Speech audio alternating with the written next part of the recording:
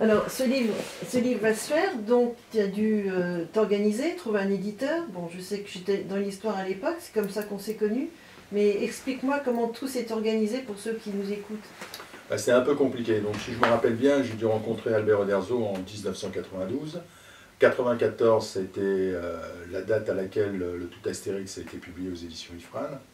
Et donc, ça correspondait aux 35 ans du Petit Gaulois.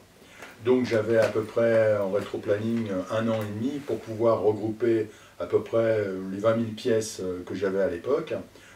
Ça regroupait bouquins, produits de licence et produits promotionnels. Donc ça a été effectivement un petit casse-tête et tout, à savoir il y avait deux politiques, soit faire le truc rébarbatif au possible, à savoir faire un catalogue de philatélie, Hilaire et Tellier avec une petite représentation de chaque chose en disant ce que c'est. Bon, ça ne me plaisait pas du tout. Et je pensais que justement c'était peu intéressant et tout pour les collectionneurs parce que beaucoup pleureraient en se disant tiens mais j'ai plein de choses qui me manquent et tout. Donc j'ai préféré faire des grandes photos